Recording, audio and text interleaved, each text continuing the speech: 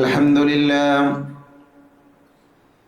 الحمد لله رب العالمين نحمده ونستعينه ونستغفره ونعوذ بالله من شرور أنفسنا ومن سيئات أعمالنا من يهده الله فلا مضل له ومن يضلل فلا هادي له أشهد أن لا إله إلا الله وحده لا شريك له وأشهد أن محمدا عبده ورسوله اللهم صل على محمد وعلى آل محمد كما صليت على إبراهيم وعلى آل إبراهيم إنك حميد مجيد اللهم بارك على محمد وعلى آل محمد كما باركت على إبراهيم وعلى آل إبراهيم إنك حميد مجيد أما بعد فإن خير الحديث كتاب الله وخير الهدي هدي محمد صلى الله عليه وسلم وشر الأمور محدثاتها وكل محدثة بدعة وكل بدعة ضلالة وكل ضلالة في النار أعوذ بالله من الشيطان الرجيم يا أيها الذين آمنوا اتقوا الله حق تقاته ولا تموتن إلا وأنتم مسلمون أعوذ بالله من الشيطان الرجيم ولو أنا كتبنا عليهم أن اقتلوا أنفسكم أو اخرجوا من دياركم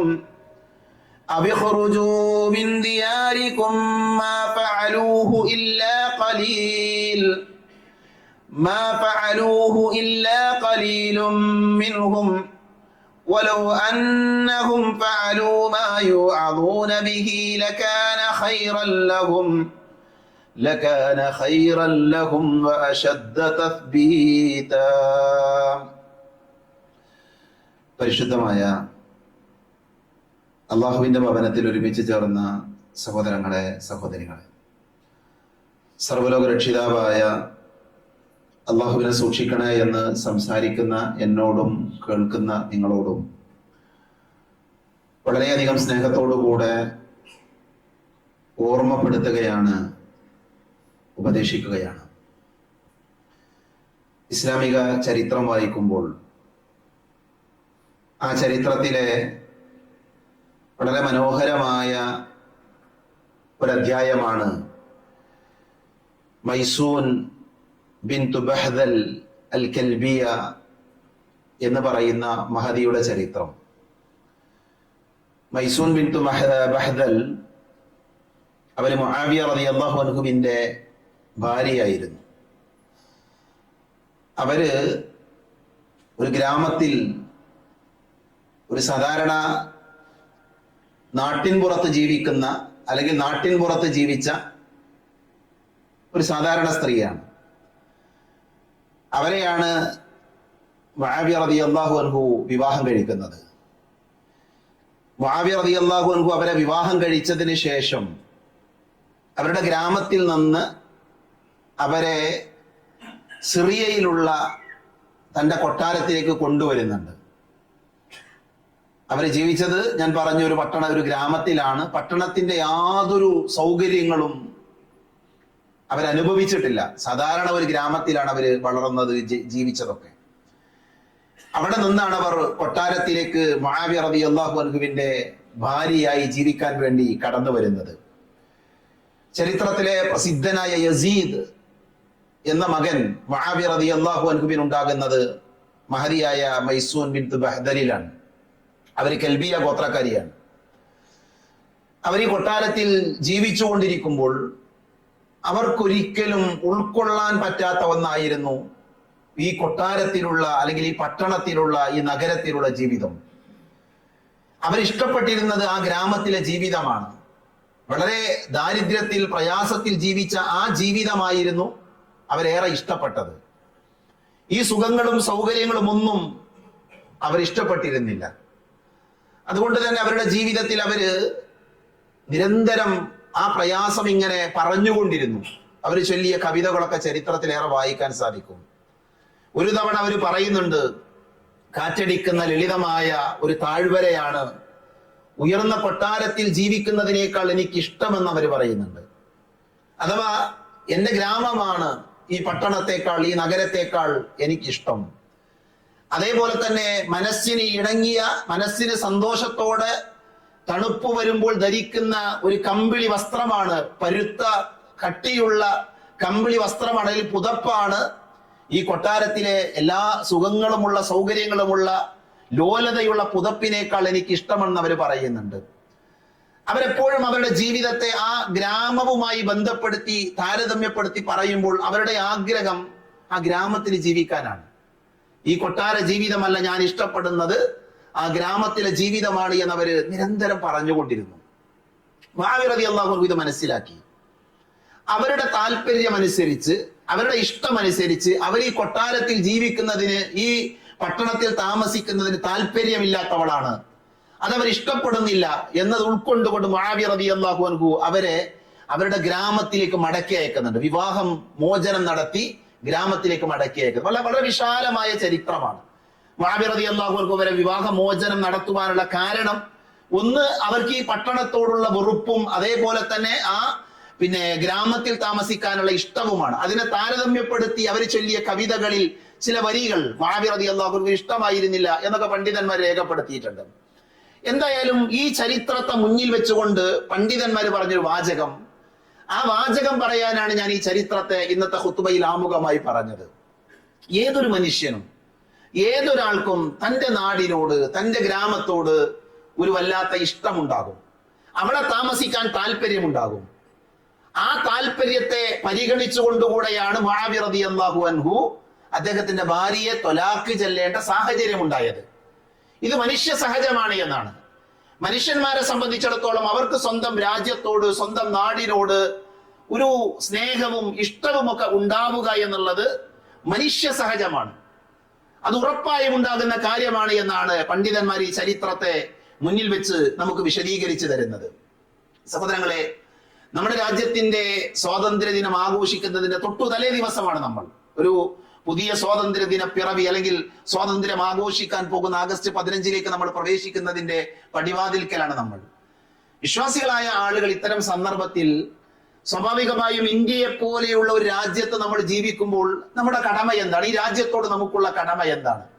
നമ്മുടെ രാജ്യത്തിന്റെ ഇന്നത്തെ അവസ്ഥയിൽ നിരാശരായി ഈ നാടിനെ വെറുക്കാനും ഈ നാടിന്റെ ഈ അവസ്ഥകളിൽ നിന്ന് ഓടി ഒളിക്കാനുമാണോ വിശ്വാസികൾ ശ്രദ്ധിക്കേണ്ടത്? ഇതൊക്കെ നമ്മൾ ഗൗരവമായി പഠിക്കേണ്ട കാര്യങ്ങളാണ്. ഞാൻ അതുകൊണ്ടാണ് ആമുഖമായി തന്നെ പറയുന്നത്, മനുഷ്യ സഹജമാണ് സ്വന്തം നാടിനോടുള്ള സ്നേഹം, സ്വന്തം നാടിനോടുള്ള ഇഷ്ടം മനുഷ്യ സഹജമാണ്. അത് നമുക്കുണ്ടാവണം. അതുള്ള ആളുകളാണ് മനുഷ്യന്മാര് എന്നാണ് പണ്ഡിതന്മാര് നമുക്ക് വിശദീകരിച്ചു തരുന്നത്. നോക്കൂ നിങ്ങൾ, അല്ലാഹു സുബ്ഹാനഹു വ തആല വിശുദ്ധ ഖുർആനിലൂടെ പറയുന്നത്, വലൗ അന്ന കതബന അലൈഹിം അൻ യഖ്തുലു അൻഫുസകും അവ യഖ്റുജു മിൻ ദിയാരികും മാ ഫഅലുഹു ഇല്ലാ ഖലീലുൻ മിൻഹും. മറ്റൊരു വിഷയവുമായി ബന്ധപ്പെടുത്തിയ ആയത്താണ്. പക്ഷേ ഈ ആയത്തിലെ ഒരു പ്രയോഗമുണ്ട്. നിങ്ങൾ സ്വന്തം ജീവൻ ബലിയർപ്പിക്കണമെന്നോ വീട് വിട്ടിറങ്ങണമെന്നോ നാം അവർക്കൊരു കൽപ്പന നൽകിയിരുന്നുവെങ്കിൽ അവരിൽ ചുരുക്കം പേരൊഴികെ അത് ചെയ്യുമായിരുന്നില്ല. യഥാർത്ഥത്തിൽ അബൂബക്കർ റളിയല്ലാഹു ഉമർ റളിയല്ലാഹു ബന്ധപ്പെട്ട ഒരു ആയത്താണ്. പക്ഷേ ഈ ആയത്തിലെ പ്രയോഗം എന്താ? ഒരു മനുഷ്യനോട് അവന്റെ നാട് വിട്ടിറങ്ങാൻ, അവന്റെ വീട് വിട്ടിറങ്ങാൻ അവനോട് പറഞ്ഞാൽ അതവന് പ്രയാസമുള്ള കാര്യമാണ്. കാരണം എന്താ? അവന്റെ വീടിനോട്, അവൻ താമസിക്കുന്ന ഇടത്തോട് അവൻ ഇഷ്ടമുണ്ട് എന്നാണ്. അത് മനുഷ്യ സഹജമാണ്. നമ്മുടെ നാട്ടിൽ ഒരുപാട് സമരങ്ങൾ നമ്മൾ കണ്ടിട്ടുണ്ട്. ഈ അടുത്ത കാലഘട്ടത്തിലും പ്രത്യേകിച്ച് ഭരണം മാറിയ സന്ദർഭത്തിലൊക്കെ ഒരു വലിയ സമരത്തെ കുറിച്ച് വായിച്ചവരാണ് നമ്മൾ. അതെന്തിനായിരുന്നു? ഞങ്ങളുടെ വീട്ടിൽ നിന്ന് ഇറങ്ങുകയില്ല, ഞങ്ങൾ എവിടെ പോകാനാണ്? ഇത് ഞങ്ങളുടെ ഇടമാണ്, ഞങ്ങളുടെ വീടാണ്. സ്വന്തം നാടിനോട്, വീടിനോട്, പ്രദേശത്തോടൊക്കെ മനുഷ്യന് ഇഷ്ടമുണ്ടാകും. ഇപ്പൊ വലിയ ദുരന്തങ്ങൾ ഉണ്ടായ പ്രദേശങ്ങളുണ്ട്. നമ്മുടെ നാട്ടിൽ പ്രളയം മൂലം വലിയ ദുരന്തങ്ങൾ ഉണ്ടായിട്ടുണ്ട്. ആ ദുരന്തങ്ങളിൽ അകപ്പെട്ടുപോയ മനുഷ്യന്മാർ അവരവരുടെ നാടുകളിൽ നിന്ന് മറ്റൊരു നാട്ടിലേക്ക് മാറി താമസിക്കേണ്ട അവസ്ഥകൾ വരുമ്പോൾ അവർ വല്ലാതെ വേദനിക്കുന്ന, അവർ വല്ലാതെ പ്രയാസപ്പെടുന്ന അവസ്ഥകൾ നമ്മൾ കാണാറുണ്ട്. അതെന്താണ്? അതൊക്കെ സൂചിപ്പിക്കുന്നത് ഒരു മനുഷ്യൻ അവന്റെ നാടിനോടും പിന്നെ അവന്റെ വീടിനോടുമൊക്കെ താല്പര്യമുണ്ട് എന്നുള്ളതാണ് കാണിച്ചു തരുന്നത്. മഹാന്മാരായ പണ്ഡിതന്മാര് പറഞ്ഞു, മൂന്ന് കാര്യങ്ങൾ, ആ മൂന്ന് കാര്യങ്ങൾ ചിലരിൽ ഊട്ടപ്പെട്ടതാണ്. അത് ചില ആളുകളിൽ അത് ഉണ്ടാകും, ഉറപ്പായിട്ടും ഉണ്ടാകും. എന്നിട്ട് അവർ ഒന്നാമതായി എണ്ണി പറയുന്നത് മിനൽ ഹയവാനിൽ ഇതിൽ, ഒട്ടകത്തെയാണ് ഒന്നാമതായി കൊണ്ട് ഉദാഹരണമായി പറയുന്നത്. ഒട്ടകം എപ്പോഴും തന്റെ നാട്ടിലേക്ക് ഇഷ്ടവും അനുകമ്പയും ഉള്ളവനായിരിക്കുന്നതാണ്. ഒട്ടകത്തിനൊരു കൂടുണ്ടാകും, ഒട്ടകത്തിന് ഇടമുണ്ടാകും. ആ ഇടത്തിലേക്ക് എത്തിച്ചേരാൻ ഒട്ടകം എപ്പോഴും താല്പര്യം കാണിക്കുമെന്നാണ്. അത് ഒട്ടകത്തിന്റെ ജീവിതത്തിൽ ഊട്ടപ്പെട്ടതാണ് എന്നാണ്. രണ്ടാമതായി അവർ പറയുന്നത് പക്ഷിയെ കുറിച്ചാണ്. പക്ഷി തന്റെ കൂട്ടിലേക്ക് ഇഷ്ടമുള്ള ജീവിയാണ്. കൂടിരിക്കുന്നത് പിന്നെ ഒരുപാട് ദൂരെയുള്ള നാട്ടിലാണെങ്കിലും ശരി, ആ കൂട്ടിലേക്ക് എത്താൻ പക്ഷി താല്പര്യം കാണിക്കുമെന്ന് പണ്ഡിതന്മാർ പറഞ്ഞു തരികയാണ്. അതേപോലെ തന്നെ ഒരു മനുഷ്യൻ തന്റെ നാടിനോട് സ്നേഹമുള്ളവനായിരിക്കും. പണ്ഡിതന്മാർ പറഞ്ഞത് ഒരു മനുഷ്യൻ അവന്റെ നാടിനോട് സ്നേഹമുള്ളവനായിരിക്കും. അവന് മറ്റു നാട്ടിലാണ് ഹൈറെങ്കിലും, അവന് നഫ്അത്തുകൾ, ഉപകാരം മറ്റൊരു നാട്ടിൽ നിന്നാണ് ലഭിക്കുന്നത് എങ്കിലും അവനവന്റെ നാടിനോട് സ്നേഹമുള്ളവനായിരിക്കും. ഇത് മനുഷ്യരിൽ അല്ലെങ്കിൽ ചില ജീവികളിൽ ഊട്ടപ്പെട്ട അവരുടെ മനുഷ്യ സഹജമായ കാര്യമാണ് എന്നാണ് മുൻഗാമികൾ നമുക്ക് പറഞ്ഞു തരുന്നത്. അതുകൊണ്ട് തന്നെ നമ്മളെല്ലാവരും നമ്മുടെ നാടിനെ സ്നേഹിക്കണം. അതിങ്ങനെ പ്രസംഗിച്ച് അല്ലെങ്കിൽ എഴുതി ലേഖനം വായിച്ച് പഠിക്കേണ്ട ഒരു കാര്യം, മനുഷ്യ സഹജമാണ്, നമ്മുടെ ഉള്ളിൽ ഉണ്ടാകേണ്ട വികാരമാണ് സ്വന്തം നാടിനെ സ്നേഹിക്കുക എന്നുള്ളത്.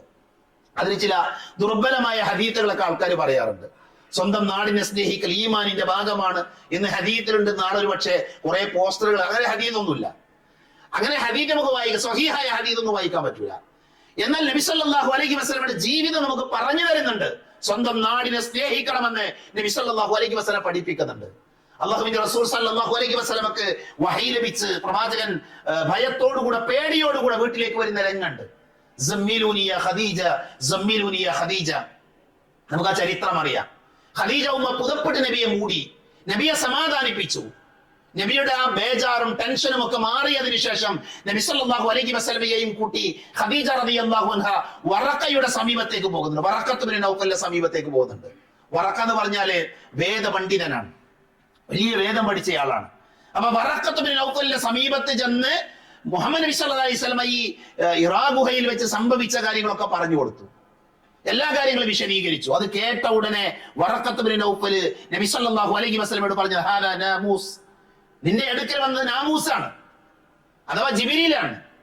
അല്ലദീ നസ്സലല്ലാഹു അലാ മൂസ, മൂസയുടെ അടുക്കലേക്ക് അല്ലാഹു നിയോഗിച്ച അതേ നാമൂസ്, അതേ ജിബ്രീലാണ് താങ്കൾ പറഞ്ഞത് പ്രകാരം താങ്കളുടെ സമീപത്തേക്ക് വന്നത്. എന്നിട്ട് പല കാര്യങ്ങളും പറഞ്ഞതിന് ശേഷം നബി സല്ലല്ലാഹു അലൈഹി വസല്ലമയോട് വറഖ പറഞ്ഞു, നിന്റെ നാട്ടുകാരി നാട്ടിൽ നിന്ന് പുറത്താക്കും. മുഹമ്മദ് നബിയോട് പറഞ്ഞു, നീ ഈ നാമൂസ് പഠിപ്പിച്ച, ജിബ്രീൽ പഠിപ്പിച്ച കാര്യങ്ങൾ ജനങ്ങളോട് നീ പറയാൻ തുടങ്ങിയാല് നിന്റെ നാട്ടിൽ നിന്ന് നിന്നെ അവര് പുറത്താക്കും. അപ്പൊ നബി സല്ലല്ലാഹു അലൈഹി വസല്ലം ഒരു ചോദ്യമുണ്ട്. നബി സല്ലല്ലാഹു അലൈഹി വസല്ലം അവരോട് ചോദിച്ചു, അബ മുഖ്രിജിയഹു, എന്നെ എന്റെ നാട്ടിൽ നിന്ന് എന്റെ ആൾക്കാർ പുറത്താക്കിയേ. കാരണം നബി ആരാ? 40 വയസ്സ് വരെ അൽ അമീനാണ്, സത്യസന്ധനാണ്, എല്ലാവരും ഇഷ്ടപ്പെടുന്നയാളാണ്, ആദരിക്കപ്പെട്ടയാളാണ്. അവർക്ക് നബി സല്ലല്ലാഹു അലൈഹി വസല്ലം മുഹമ്മദ് എന്ന് പറഞ്ഞാൽ അവർക്ക് ജീവനാണ്, എല്ലാ പ്രശ്നങ്ങൾക്കുമുള്ള പരിഹാരമാണ്. 40 വയസ്സ് വരെ മുഹമ്മദ് നബി സല്ലല്ലാഹു അലൈഹി വസല്ലം. ആ എന്നെ ഇത്രമാത്രം സ്നേഹിക്കുന്ന ആളുകൾ എന്റെ നാട്ടിൽ നിന്ന് എന്നെ പുറത്താക്കിയേ.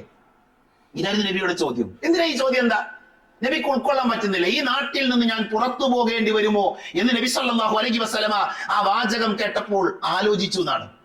അപ്പൊ ഇതിന്റെ അർത്ഥം എന്താ? പ്രവാചകന് സ്വന്തം നാടിനോട് സ്നേഹമുണ്ട് എന്നുള്ളതാണ്. അല്ലാഹുവിന്റെ റസൂല് വറഖ പറഞ്ഞതുപോലെ റസൂലുള്ളാഹി സ്വല്ലല്ലാഹു അലൈഹി വസല്ലം മക്കയിൽ നിന്ന് മദീനയിലേക്ക് ഹിജ്റ പോകേണ്ട സാഹചര്യം ഉണ്ടായി. ചരിത്രം നമുക്കറിയാം. മക്കയിൽ നിന്ന് മദീനയിലേക്ക് ഹിജ്റ പോകുമ്പോ നബി സല്ലല്ലാഹു അലൈഹി വസല്ലം മക്കയുടെയും മദീനയുടെയും ആ അതിർത്തിയിലെത്തിയപ്പോൾ, മക്കയുടെ അതിർത്തിയിലെത്തിയപ്പോൾ നബി സല്ലല്ലാഹു അലൈഹി വസല്ലം മക്കയിലേക്ക് തിരിഞ്ഞു നിന്നു. എന്നിട്ട് നബി പറഞ്ഞൊരു വാചകമുണ്ട്, വല്ലാഹി വല്ലാഹി ഇന്നക ലഖൈറു അർദില്ലാഹ്. മക്കയെ നോക്കി നബി പറയാ, അല്ലാഹുവാണ് സത്യം, ഈ ഭൂമിയിലെ ഏറ്റവും നല്ല മണ്ണാണ് നിന്റെ മണ്ണ്. വഅഹബ്ബു അർദില്ലാഹി ഇലല്ലാഹ്, ഞാന് എനിക്ക് ഏറ്റവും ഇഷ്ടപ്പെട്ട മണ്ണാണ്, ഇഷ്ടപ്പെട്ട നാടാണ് മക്ക എന്നുള്ളത്. ഈ നാട്ടുകാര് എന്നെ പുറത്താക്കിയിട്ടില്ലായിരുന്നുവെങ്കിൽ, എന്നെ ഇവിടെ താമസിക്കാൻ അനുവദിക്കുമായിരുന്നെങ്കിൽ ഞാൻ ഒരിക്കലും ഇവിടുന്ന് പോകൂല. ഞാൻ പോകാൻ കാരണം എന്താ? എന്നെ അവർ പുറത്താക്കുകയാണ്. എനിക്ക് എന്റെ ദീനനുസരിച്ച് മതമനുസരിച്ച് ജീവിക്കാൻ സാധിക്കാത്തത് കൊണ്ടാണ് ഞാൻ എന്ത് ചെയ്യുന്നത്? ഞാൻ മക്കയിൽ നിന്ന് പുറത്തു പോകുന്നത്. അതാണ് നബി സല്ലല്ലാഹു അലൈഹി വസല്ലമ മക്കയിൽ നിന്ന് ഹിജ്റ പോകുമ്പോ മക്കയെ നോക്കി പറഞ്ഞ വാചകം. ഇതൊക്കെ പണ്ഡിതന്മാര് എന്തിനാ ഉദ്ധരിക്കണം എന്നറിയോ? ഒരു മനുഷ്യൻ താൻ താമസിക്കുന്ന നാടിനോട് സ്നേഹമുള്ളവനാകണം, ഇഷ്ടമുള്ളവനാകണം എന്ന് പഠിപ്പിക്കാൻ വേണ്ടി വേറെ പല പാഠങ്ങളുണ്ട്. അതിലൊരു പാഠം ഇതാണ്. നബി സല്ലല്ലാഹു അലൈഹി വസല്ലമ മദീനയിലെത്തി. മദീനയിൽ പ്രവാചകൻ സല്ലല്ലാഹു അലൈഹി വസല്ലമ അവിടെ ഒരു ഇസ്ലാമികമായ ഭരണകൂടം കെട്ടിപ്പടുത്തു. യുദ്ധങ്ങളുണ്ടായി, ചരിത്രം നമുക്കറിയാം. പിന്നെ നബി മദീനയെ ഇഷ്ടപ്പെട്ടു.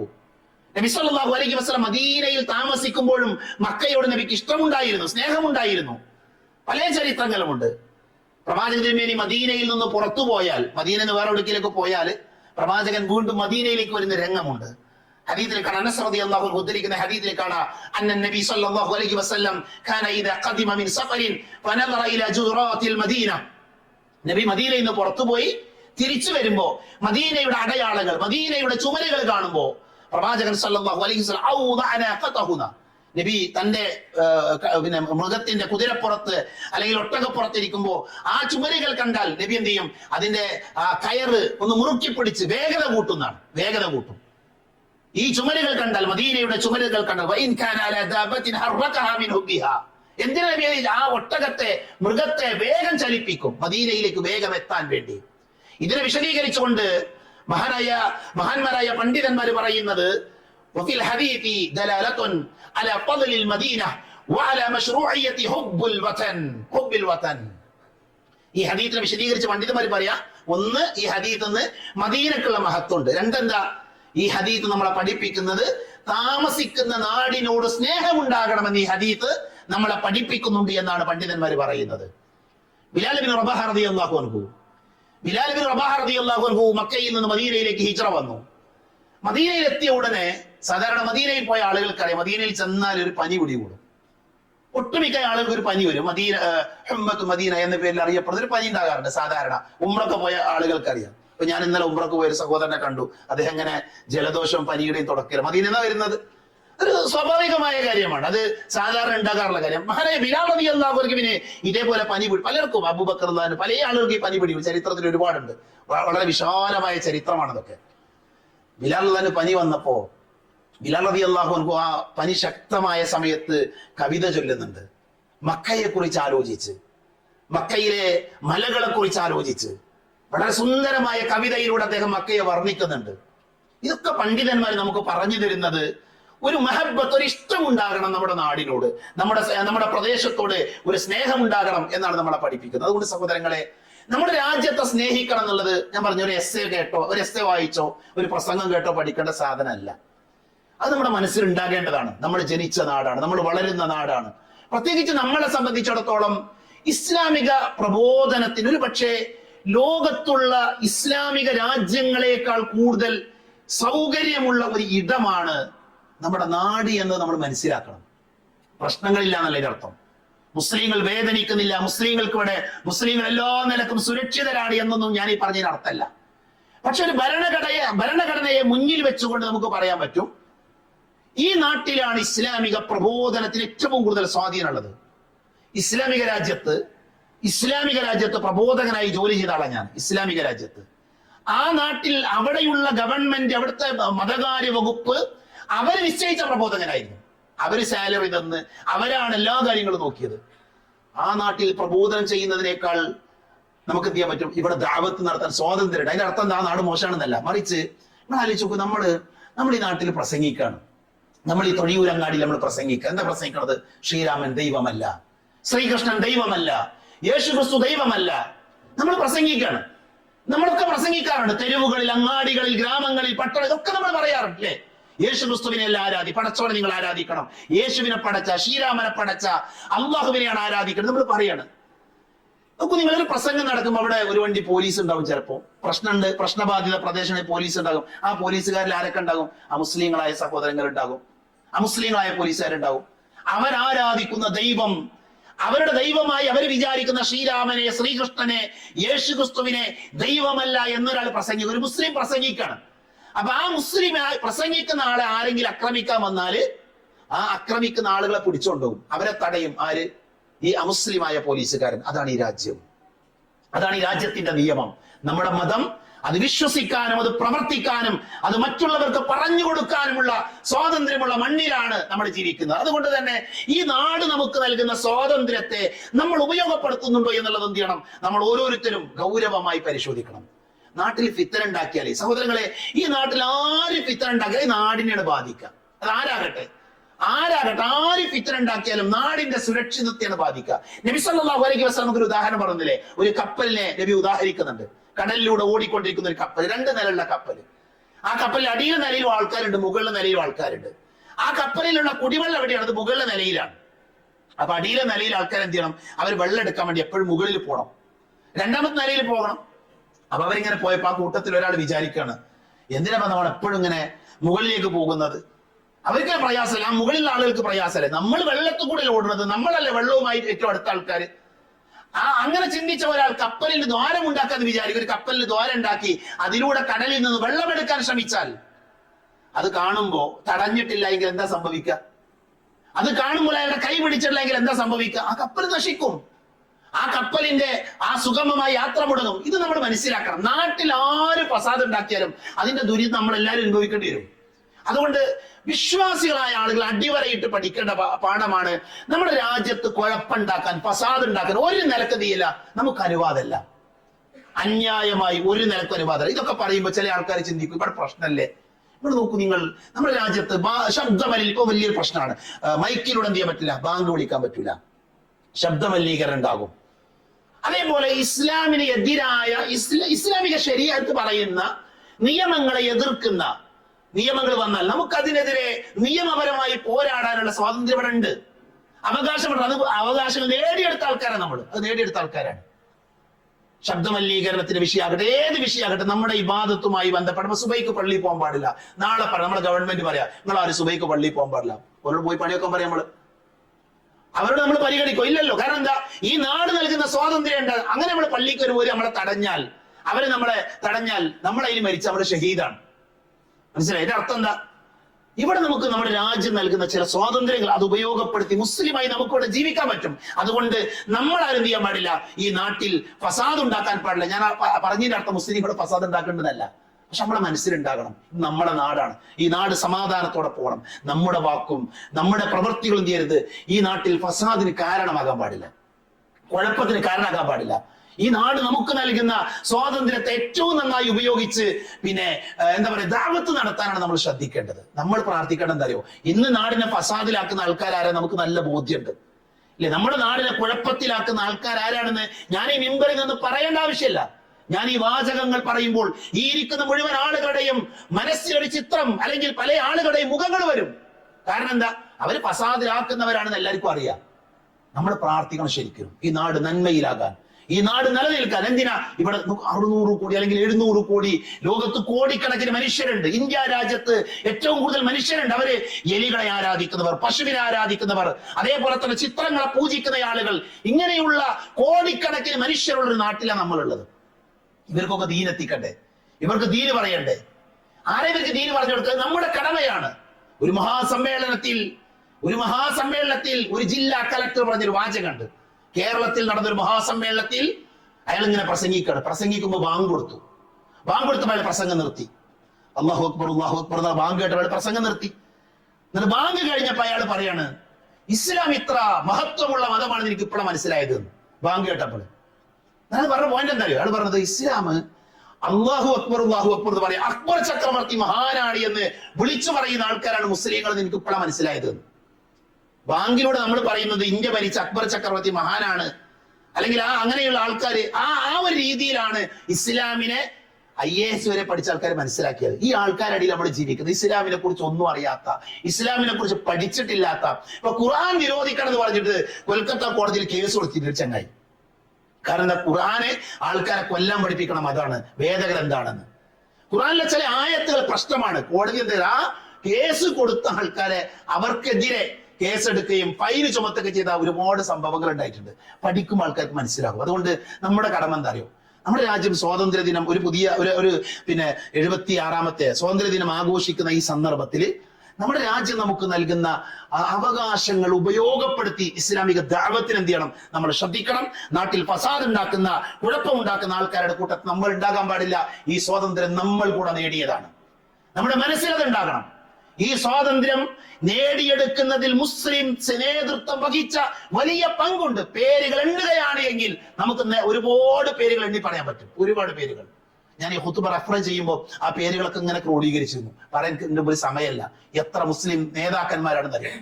നമ്മുടെ കേരളത്തിലും ഇന്ത്യയിലുമുള്ള ഒരുപാട് മുസ്ലിം നേതാക്കളുടെ അധ്വാനം കൂടെയാണ് ഗാന്ധിജിയുടെ കൂടെ, അതേപോലെ തന്നെ മറ്റുള്ള ആളുകളുടെ കൂടെ സ്വാതന്ത്ര്യത്തിന് വേണ്ടി പോരാടിയ ഒരുപാട് മുസ്ലിങ്ങളുണ്ട്.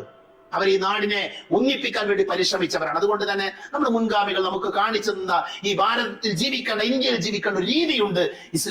ഇസ്ലാമിന്റെ ശരീഅത്ത് അനുസരിച്ചുകൊണ്ട് തന്നെ നമ്മുടെ ഇസ്സത്ത് ഉയർത്തിപ്പിടിച്ച് നമുക്കിവിടെ ജീവിക്കാൻ സാധിക്കണം. അല്ലാഹു സുബ്ഹാനഹു വ തആല നാടിനെ സ്നേഹിക്കുന്ന, നാടിന്റെ നന്മകൾക്ക് വേണ്ടി ജീവിക്കുന്ന, നാട്ടിൽ ലഭിക്കുന്ന മതസ്വാതന്ത്ര്യം ഉപയോഗപ്പെടുത്തി ഇസ്ലാമിക ദഅവത്ത് നിർവഹിക്കുന്ന നല്ല വിശ്വാസികളുടെ കൂട്ടത്തിൽ അല്ലാഹു നമ്മെ എല്ലാവരെയും ഉൾപ്പെടുത്തി അനുഗ്രഹിക്കുമാറാകട്ടെ.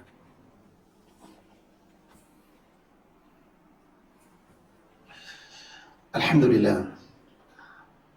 لله الذي علم بالقلم علم الإنسان ما لم يعلم والصلاة والسلام على أشرف المرسلين وعلى آله وأصحابه أجمعين أما بعد. ഒരിക്കൽ കൂടെ അള്ളാഹുവിനെ സൂക്ഷിക്കണേ എന്ന് ഓർമ്മപ്പെടുത്തുകയാണ്. മഹാനായ ഫുളൈൽ ഇബ്നു അയ്യാദ് റഹ്മത്തുള്ളാഹി അലൈഹി അദ്ദേഹം പറഞ്ഞു, ലൗ കാന ലീ ദഅവത്തുൻ മുസ്തജാബ മാ ജഅൽതുഹാ ഇല്ലാ ഫീ സുൽത്താൻ. ഈ വാചകത്തിന്റെ അർത്ഥം വല്ലാത്ത അത്ഭുതമാണ്. അദ്ദേഹം പറയണത്, എനിക്കൊരു ഇജാബത്തുള്ള പ്രാർത്ഥന ഉണ്ടെങ്കിൽ, ഞാൻ പ്രാർത്ഥിച്ചാൽ അതിനുത്തരം കിട്ടുമെന്ന് ഉറപ്പുള്ള ഒരു പ്രാർത്ഥന, അങ്ങനത്തെ ഒരു പ്രാർത്ഥനയ്ക്ക് എനിക്കൊരു അവസരം കിട്ടിയാൽ നമ്മൾ എന്തായിരിക്കും പ്രാർത്ഥിക്കുക? നമുക്ക് ഉറപ്പാണ്. ഒരു കാര്യം ചോദിച്ചാൽ അത് അള്ളാഹു നൽകുമെന്നൊരു ഉറപ്പ് നമുക്ക് ഉണ്ടെങ്കിൽ നമ്മൾ എന്തേക്കാലും ചോദിക്കാം. അതാണ് ഇദ്ദേഹം പറയുന്നത്. എനിക്ക് അങ്ങനെ ഒരു അവസരം ഉണ്ടായിരുന്നെങ്കിൽ ഞാൻ എന്റെ പ്രാർത്ഥന എന്തിനു വേണ്ടി ഉപയോഗിക്കും? അദ്ദേഹം പറഞ്ഞത്, എനിക്ക് ഉത്തരം കിട്ടുന്ന ഒരു പ്രാർത്ഥന ഉണ്ടായിരുന്നെങ്കിൽ ഞാനത് ഭരണാധികാരിയുടെ വിഷയത്തിലല്ലാതെ നിർവഹിക്കുമായിരുന്നില്ല എന്നാണ്. ഭരണാധികാരിയുടെ വിഷയത്തിലാണ് ഞാൻ നിർവഹിക്കാൻ. ഇത് നമ്മൾ വല്ലാതെ ചിന്തിപ്പിക്കേണ്ട, വല്ലാതെ ആലോചിക്കേണ്ട ഒരു വാചകമാണിത്. ഒരു ഭരണാധികാരി നന്നാകുമ്പോഴാണ്, അല്ലെങ്കിൽ ഒരു ഭരണാധികാരി നന്മയിലാകുമ്പോഴാണ് ആ നാട് നന്മയിലാവുക. ഭരണാധികാരി നന്നാകുമ്പോഴാണ്. എവിടൊക്കെ കുഴപ്പങ്ങളുണ്ടോ ആ കുഴപ്പങ്ങളുള്ള നാടുകൾ നമ്മൾ എടുത്തു നോക്കിയാൽ പലപ്പോഴും ഭരണാധികാരികളിൽ എന്തുണ്ടാകും? വലിയ പ്രശ്നങ്ങൾ ഉണ്ടാകും. അപ്പൊ അതുകൊണ്ട് നമ്മുടെ കടമയാണ് ഭരണാധികാരികൾ നന്നാകാൻ വേണ്ടി പ്രാർത്ഥിക്കുക. ഭരണാധികാരികൾ നന്നാകാൻ വേണ്ടി പ്രാർത്ഥിക്കുക. ഇല്ലെങ്കിലോ നല്ല ഭരണാധികാരികൾ ഉണ്ടാകാൻ വേണ്ടി പ്രാർത്ഥിക്കുക. ചിലപ്പോൾ ചില ആൾക്കാർ നന്നാകൂല, നമുക്ക് അതിന് ഉറപ്പൊന്നും പറയാൻ പറ്റില്ല. ചില ആൾക്കാർ നന്നാകൂല നമുക്ക് തോന്നാം, പക്ഷേ അള്ളാഹു ഉദ്ദേശിച്ച് അവർക്കൊക്കെ മാറ്റം വരാം. എല്ലാവർക്കും ഹിദായത്ത് കിട്ടാൻ നമ്മൾ പ്രാർത്ഥിക്കേണ്ടത്.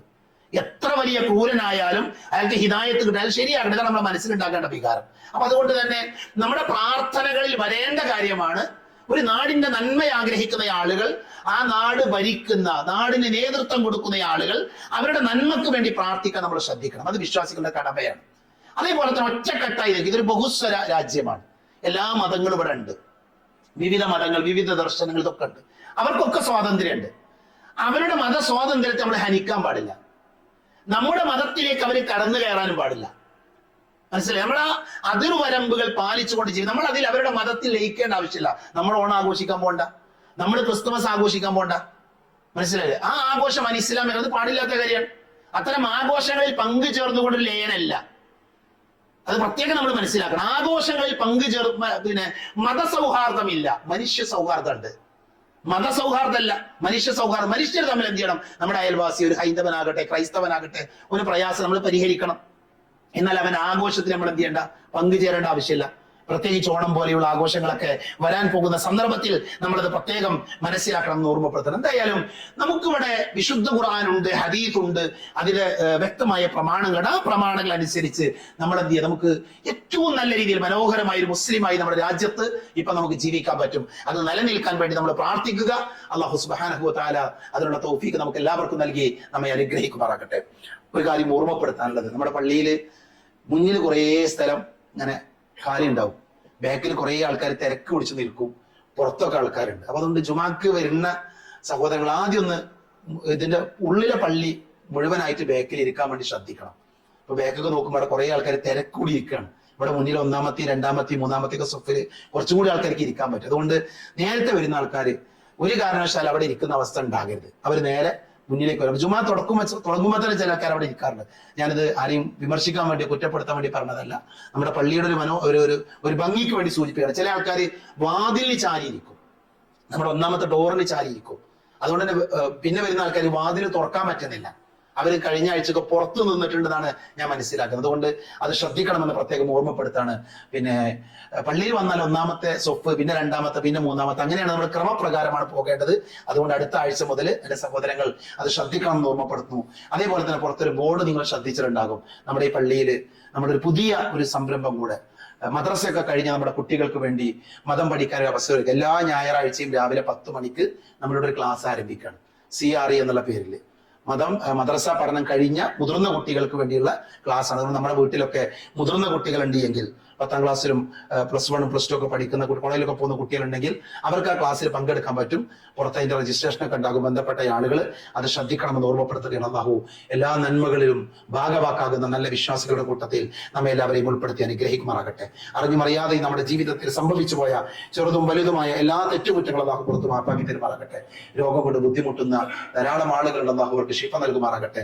നമ്മുടെ കൂട്ടത്തിൽ നിന്ന് മരണപ്പെട്ടു പോയവരുടെ അല്ലാഹു അവർക്ക് മഗ്ഫിറത്ത് നൽകി അനുഗ്രഹിക്കുമാറാകട്ടെ. അവരെയും നമ്മളെ നാളെ ജന്നാത്തുൽ ഫിർദൗസിൽ ഒരുമിച്ച് കൂട്ടുമാറാകട്ടെ. اللهم اغفر للمؤمنين والمؤمنات والمسلمين والمسلمات الأحياء منهم والأموات. اللهم أجرنا من النار، اللهم أجرنا من النار، اللهم أجرنا من النار. ربنا آتنا في الدنيا حسنة وفي الآخرة حسنة وقنا عذاب النار. آمين آمين برحمتك يا أرحم الراحمين. وآخر دعوانا الحمد لله رب العالمين.